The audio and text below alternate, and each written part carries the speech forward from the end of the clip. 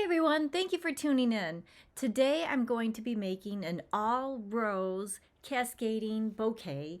I'm using artificial flowers and then I'm going to be arranging it as a hand-tied bouquet. So that means that the stems are exposed, or basically it means that I will not be using a bouquet cage or form to stick the flowers in. So I did grab myself 3 bunches of red roses that I got from Hobby Lobby, my favorite store. And I start off by taking them off of the bushel there.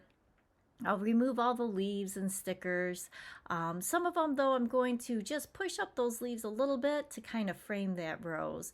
I'm not using any filler flowers in this bouquet, so I'm hoping that those leaves will kind of fill in a little bit, especially towards the center of the bouquet, not so much towards the cascading part, but I just really want it to fill in the center nicely. I am going to add a few bits of ivy here, and this is a really great ivy bush that I bought again at Hobby Lobby. It comes with different sized trailers there, so I'll grab a couple of long ones, not too long, and a few shorter ones. But the leaves themselves are almost like have kind of like a rubber texture, but as you can see, it has a really nice movement to it. Kind of makes it look real. I always feel that if the bouquet itself has some movement to it, it just gives that realistic feel. I trim back some of the leaves so that I have the exposed area of a stem to hang on to. I like to keep the stems nice and clean, especially if you're dealing with fresh flowers. That will keep from getting like a messy handle.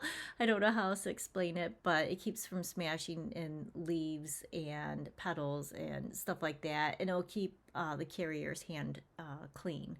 Otherwise, you'll kind of get that mushy, almost grass stain type of effect from carrying the handle.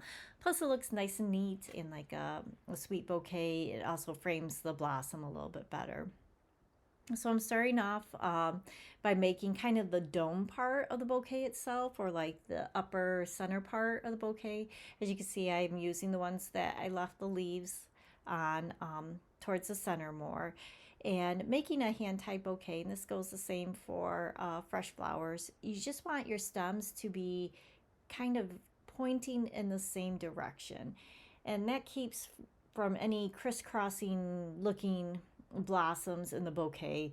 Once you get that kind of break in the rhythm where 2 stems will crisscross, that's where your eye's going to go. So by keeping all the stems going in the same direction, it looks like it's coming from one exact point, and it's just very pleasing to the eye, and it just has a really nice effect.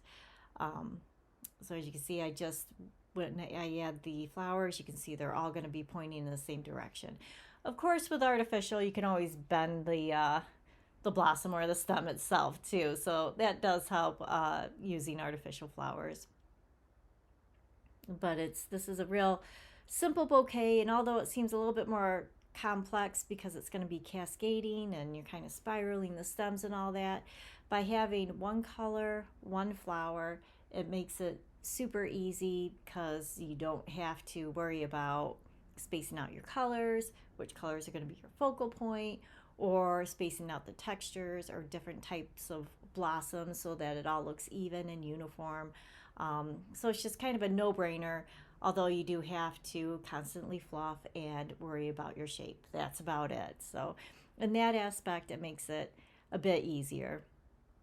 So you do need some pretty strong hands for hand-tied bouquets. My wrists are going a little bit. If you do get tired, oh good, I timed it just right. If you do get tired, you can tape it off just loosely with some wax floral tape. Links to not utensils, but like tools and floral tape and stuff like that will be in the description.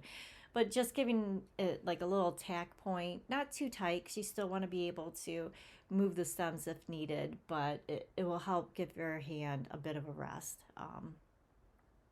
I tend to grab my stuff really super tight and then I pull in the bouquet like really super tight. So it just kind of helps to go along. It is fun though if you can do it all in one take, and it gives you a little bit more freedom to adjust as you go, because putting that wax flower tape on it just kind of it kind of tacks everything in place. You still have a little bit of movement, but um, it'll keep everything pretty much steady. Or if you have things like artificial calla lilies or even fresh calla lilies, anything with like a smooth, round stem, um, that tends to kind of twist in your hand. It's hard to get a good grip on it. And you could use your wax floral tape, of course, to just tack it as you go along. So with this type of bouquet, the bundles that I got from Hobby Lobby, the stems of the roses are not that decorative. You could still do a beautiful hand-tied arrangement this way. You could just even off the stems when you're all done. Cut everything straight, make sure no wires are poking out, and just let the stems go at that. Or you could do a ribbon wrap up and down the stem and cover up all the stems. Or you could do kind of a fake handle on it using stems from artificial roses or even fresh roses, just the stems themselves, and you can kind of glue them around the handle, cut everything straight, and then you've got kind of the illusion of a fresh flower handle. I do have videos on all that. I'll see if I can link it in at the end of the video too, but it's just kind of fun ways to finish off the handle. You always want everything to be kind of nice, neat, and special, especially for the bride's bouquet. Just kind of gives that fancy feel to it, I guess. So I did tuck in my ivy as I went along, and now I'm just kind of reshaping. I wanted to see how far I could get it to trail down. The roses do come in different sized stems off of the bouquet bundle itself, or not bouquet, the rose bush bundle that I got there. Well, I have a couple of different size stems, but I made it about that far. And you could space it out a little bit more, add a few more bits of ivy if you'd like, or a few more roses to it. But once you're happy with the shape and the size, you can just tie it off with a chenille stem or a wire. I like the chenille stems because I feel like I get a better grip on it.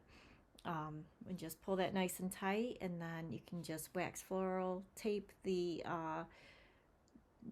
wire itself there, and then treat the handle however you want to treat it. And don't forget to fluff.